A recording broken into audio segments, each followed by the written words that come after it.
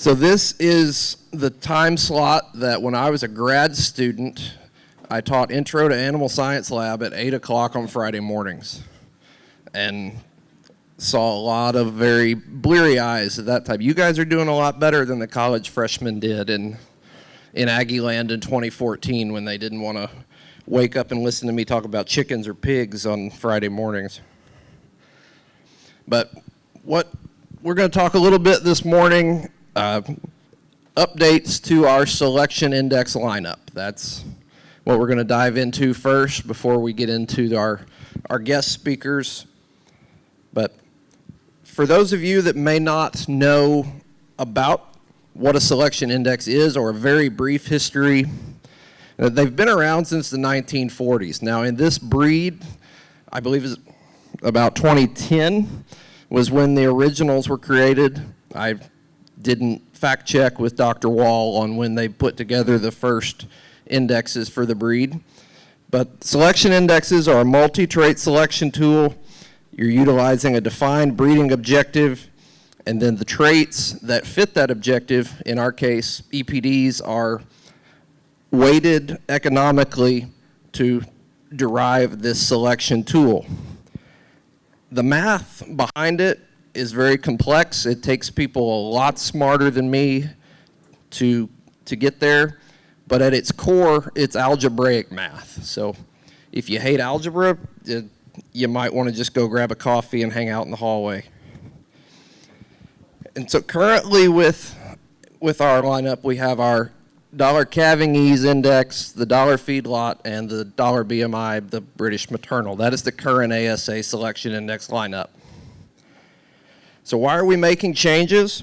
Because I just told you that the current lineup started in the late 2010s or early 2010s, and our industry definitely does not look the same as it did at that time. So a couple years ago, when we were going through strategic planning as an association, one of those core strategies that came out of that was that we should invest in research and development to enable breed improvement. So it's kind of our duty as an association to try to offer our breeders tools to enable breed improvement. But another thing that came out of that strategic plan is the event we're all sitting at, if you hadn't heard that before. So the strategic plan turned out to be a pretty good deal. Walk through the process of what this selection index update, how we got to today. So it was started about almost 3 years ago with just an audit of our current index lineup, what's out there what we're doing, how's it working, what else is out there, just going through looking at the industry and what was out there and how our tools were currently working. So early part of 2023, we started doing some test runs, put together a population of cattle from within the breed to run some of these gyrations on and test the different formulas as we went through it. One of the things a tool that was used heavily in this process is iGenDec. It is developed by Dr. Spangler and a couple of those other super geniuses in the beef cattle genetics world as an index building tool. I told a couple folks last night, I'd hate to know how many hours I used and played with iGenDec over the last 2 years. It's a few, but we utilized that tool as we started our test runs. And then in the fall of 2023, we kind of had a beta test, I guess you would say. We had a formula in place, and we wanted to run it on more than just a test group of cattle. We felt that if you're going to give a tool to breeders, we need to have some breeder input on whether it makes sense, does it not, The people that are going to use it ought to at least see it in action. So we sent out a test group on the index at that time, asking for breeder feedback. By the time that we pulled all the cattle together for the folks that we worked with, we ran this on about 5,000 head. Earlier this year, after we had compiled all our feedback from our breeders. We looked at it, took into consideration everything that was said, went back to the drawing board a little bit. And then February of this year, your board of directors came up with the plan of the direction we wanted to take. But from that meeting, one of the things that came out of it was that we just needed another set of eyes to look at this. And so we enlisted Dr. Troy Rowan from University of Tennessee. Name might sound familiar from yesterday, but we asked Troy to be a part of our reviewing and auditing our index. And so after some conversations and work with Dr. Rowan, we made another round of modifications to the index that we had in place at that time. And that gets us to today, where you guys are the first to know the upcoming changes and what's about to occur. If all continues to go according to plan, this will go live in about a month. The evaluation run that'll come out the week of August 19th is when we hope to officially have this in place. We'll be working with Digital Beef to get everything in place to do that. And then the education piece will be never ending. There'll always be the educational components on the genetic side of cattle breeding, and we will continue to do that as best as we can. So as we went through this process, I feel like this needs to just be said that everyone involved was absolutely thorough and meticulous, and their input was really, honestly, I think from everybody, what they thought was best for the Shorthorn breed. With that said, we didn't always agree. It's not like everybody involved was 100% on the same page. I can think back specifically to breeder feedback where I was literally sent polar opposite opinions on something. So we did not agree. And that's okay. But when you have the interest of 2,500 or 3,000, however many members we have now, it's important to take the time to put this together and, make a 3-year process out of this. Inevitably, even with all that over the process, we know that it's not going to be 100% accepted by breeders and membership. That's okay. Not everything works for everybody, and that's fine. But we wanted to get a product out there that can help as many breeders as possible. So the things that are changing, we've made modifications to dollar feedlot to better represent how the current landscape of the feeder cattle market. BMI is going to undergo a little rebranding to more accurately describe the utility of what that index actually does. We're going to get into all of this a little bit more in more detail. This is just your quick summary. And then we're going to introduce a new maternally focused index as a new selection tool to utilize for our breeders. So this is Matt gets slightly on a soapbox kind of deal here, but we're going to do it anyways. Single trait selection. If you haven't heard of that before, it's the process of focusing on a single trait solely in your genetic selection. Whether it's color, weight, a number, the distance from tip of the ear to tip of the ear on your cattle, whatever trait, if you single trait selecting for. If you were going to go build your new barn, you're not going to do it with just a hammer. And so to me, that's kind of your analogy for single trait selection. You're not going to go build your barn with just a hammer. You don't need to select for just one thing. So if you're looking at any value, selection for an index, an EPD, to me it doesn't matter. If you select for just one thing, you're not immune to the possible consequences, and especially if it doesn't fit your breeding goals, or more importantly, your customers' breeding goals. I'll pick on Carrie because we live in the same county, so that's allowed. But if Carrie's customers said, we really want you to focus on the distance from tip of the ear to tip of the ear on your cattle, and that's it, Carrie's going to say no. Why would I do that? But if they come to you and they say, we really like everything else you're doing, but we also want you to focus on distance from tip of ear to tip of ear on these cattle. In addition to all the other selection you're doing, Carrie's probably going to go buy Ethan a new tape measurer for Christmas and incorporate that into the breeding program. An index might work for you and may not include everything that you're looking for in your breeding program, and I hope it doesn't, because I hope you're looking at more than just one specific area when you're making breeding decisions. In that case, I would encourage those of you that are, you can look at the index, but if there's something not there, look at the EPD that might help you move forward in that trait as well.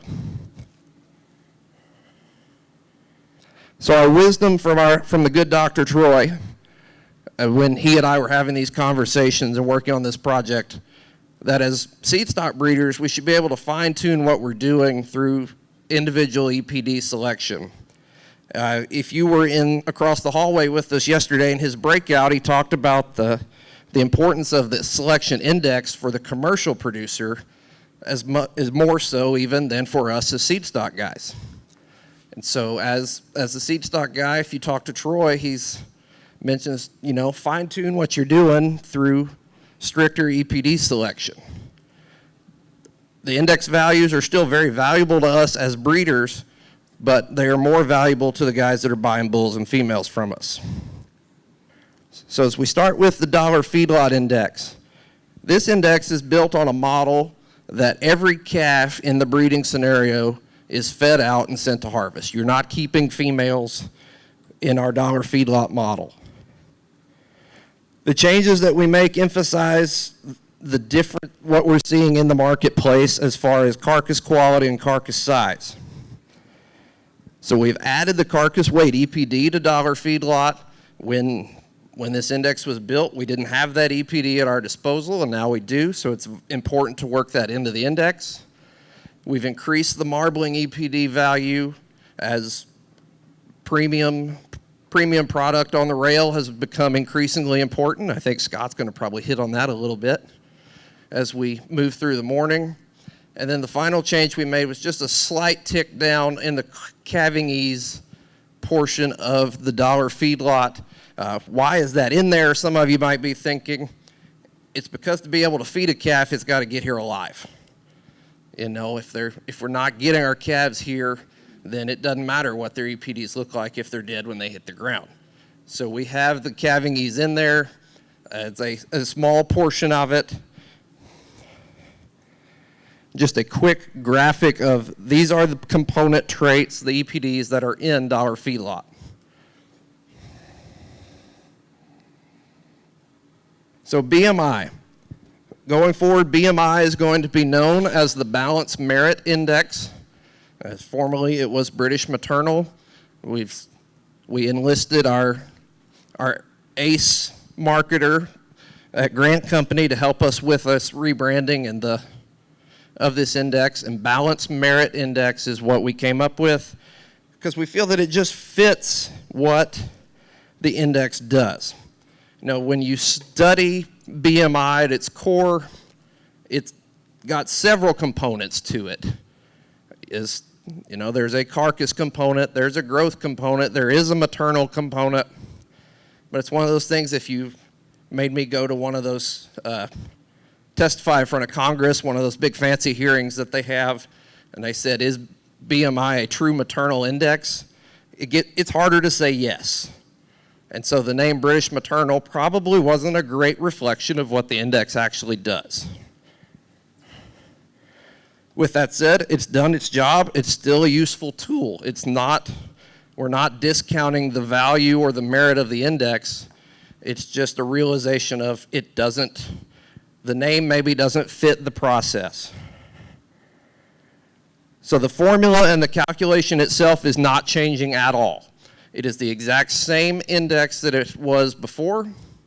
We're just got a new name. So BMI, the model that is used to create that index, is kind of a combination model. You are trying to produce replacement females using shorthorns on commercial cows, but the steers are getting fed out and sold on a carcass quality grid when you go through this model. So this graphic here is the traits involved in your BMI index. Every row with an X is a trait that is in that index. And now we introduce the newest piece to the selection tools that be known as the Cow Productivity Index, or CPI. So CPI is going to focus on identifying the cattle that do the things that we expect a good mama cow to do, and those traits that our shorthorn commercial customers are going to expect a productive mama cow to do. We want them to calve unassisted, raise a calf to weaning, we keep mature size in check, and continue to do all of that for several years down the road and not phase out of the herd at 3, 4, and 5. So the computer model that we utilize here in this scenario, we're using the shorthorn genetics on British commercial females. Those resulting heifers that are being created are selected as replacements. The cull heifers and the steers are going to market at weaning and being sold by the pound.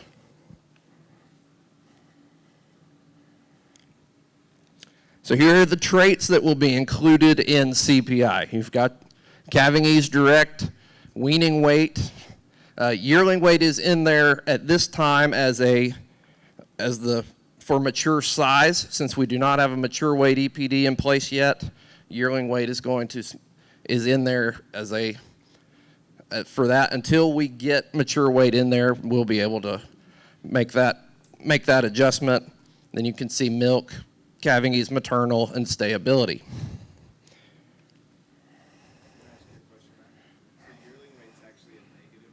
Right. Is that the only trait that's negative in that formula? Yes, the others, yearling weight is in there to try to deter mature size.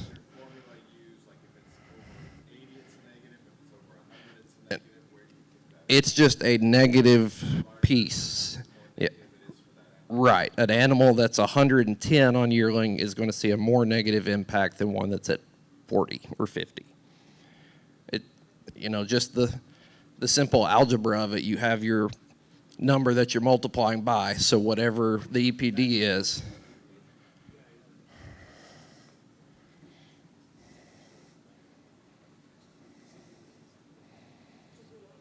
So I have 12 more minutes and a lot more to go. I know there's going to be a bunch of questions, and there's going to be a lot written in the shorthorn country as well, but there's going to be a lot of discussion. That was kind of the intent of this, but at the same time, I'd like to keep going before we dive too far into the weeds of anything.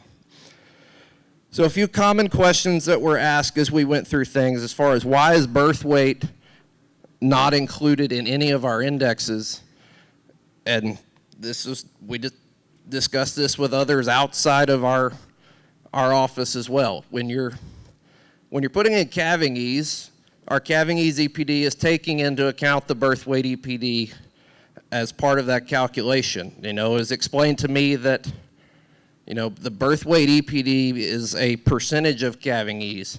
And so it's kind of like a mini index in and of itself.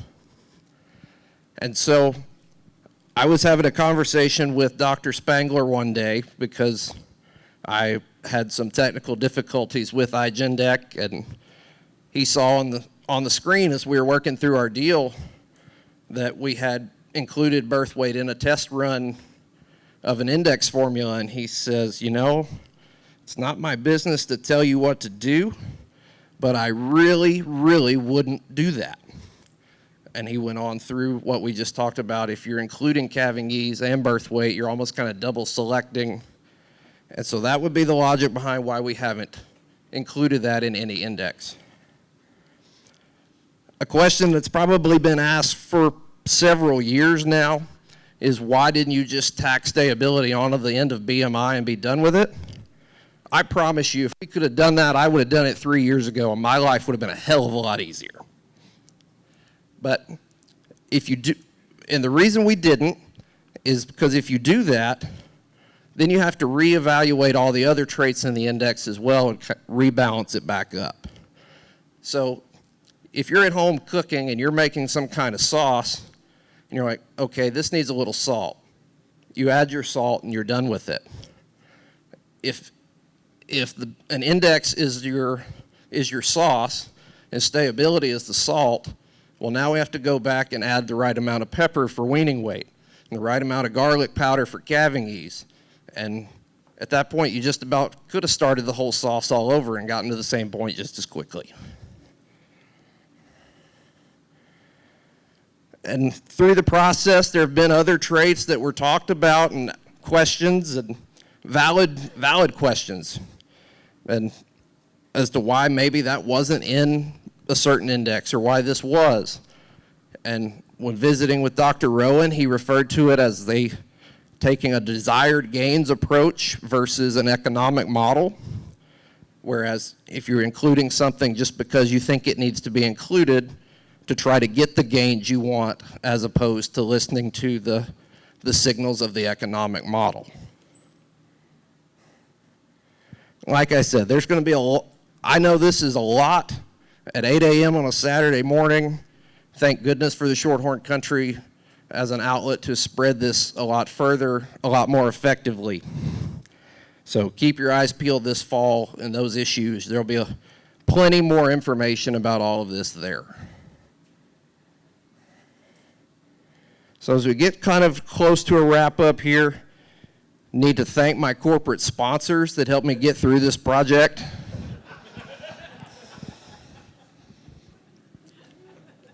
You know, there's some late nights, you get a little bit thirsty, and then you wake up the next morning, the head hurt a little bit, and that wasn't just from being thirsty. There were other reasons for headaches. And then, unfortunately, at our house, we have 2 kids that think sleeping is way overrated, especially past like 5:30 in the morning.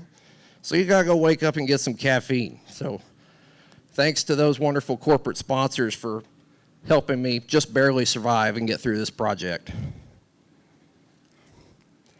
So our major takeaways is we have new tools, improved tools, and they'll be here soon. And as we talked about single trait selection, an inadvisable practice, in my opinion. Find multiple tools that can help you fine-tune and make a better genetic product. But most importantly, do what's best for your customer base. If that means measuring ear length, if that's what it takes to make your customers happy, then go for it, but do it as part of a whole comprehensive program. So as the former 8 a.m. Friday morning TA, we have a little homework. These are different media pieces of media that I have found over the last 6 months or so that either reading or listening just kind of things I really enjoyed and think a lot of you would too. So yes, you see the name of the podcast. Yes, I listen to other crap. If you don't like it, I'm sorry, I'm not going to change it. But these were 2 episodes from the Angus conversation that I thought were really eye-opening, just make you think as a cattle breeder, even if it's not about this specific topic, just things to think about and get your mind rolling a little bit. Another one, different podcast, Brands and Barbed Wire. If you just want a really good voice to listen to for an hour, turn on Jim Johnson's Brands and Barbed Wire, and one of the most impressive voices of a host you'll find anywhere. But his episode with Marty Ropp back in February, another one of those, just a eye-opening deal of just get your wheels turning and make you think a little bit. If you're a reader, we go back to the Cattle Business Weekly. There was an article series earlier this spring about the Commercial Cattleman's Genetic Action Plan. And you'll notice a couple familiar names on here. It's not trying to boost the egos of our speakers. It's because they really put out some good stuff. If you go read Chip's 4-part article on the Commercial Cattleman's Genetic Action Plan, there's some great thoughts in there. You're probably not going to agree with 100% of it, and that's fine. Chip welcomes that. the discussion and the thought process of hearing from others is something he certainly would welcome. He and I have talked about this series before. It's a great article to make you think, but we don't all have to be 100% on the same page. And then finally, there was a breakout session at BIF about a month ago with Dr. Spangler talking about selection indexes. They record those, very similar to what we're doing here, and that's now live and available to look at. That was one I thoroughly enjoyed and pretty relevant to the discussion that we're having and the changes that are coming about here in the breed. You guys really need to give Matt a hand for everything. No, you don't. You don't have to do a thing like that.